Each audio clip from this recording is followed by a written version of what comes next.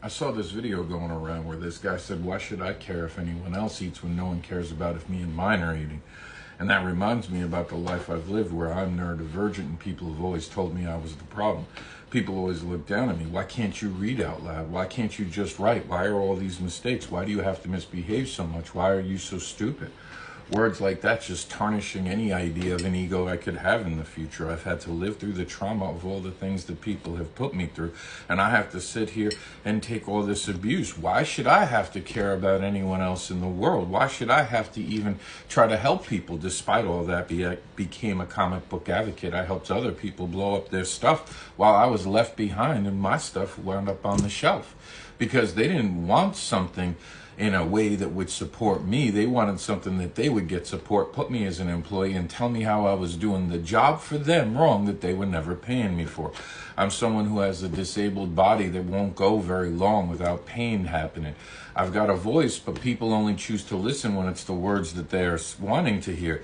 I am forced to be a person who is constantly under attack because your voice is too deep. You have too many muscles. When I was small, I was a weakling and I wasn't strong enough. I wasn't man enough. I dress up and put my hair in a bun and suddenly I'm less of a man.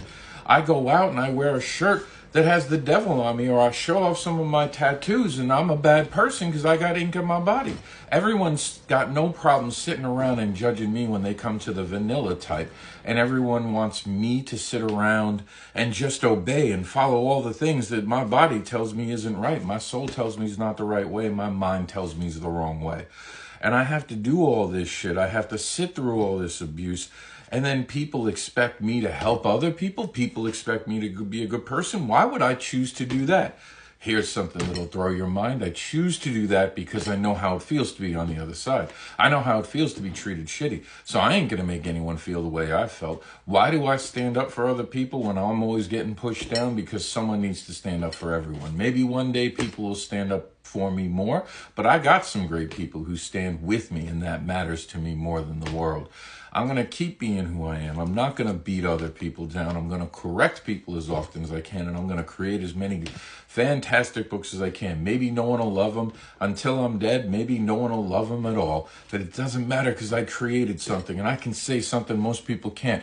I created a book that inspired my son to learn to read. It made him put down other books and stop ripping them up. So I'm always going to be a more positive influence than most of you because I've seen the other side of it, and I don't want anyone to feel like I've felt in the past.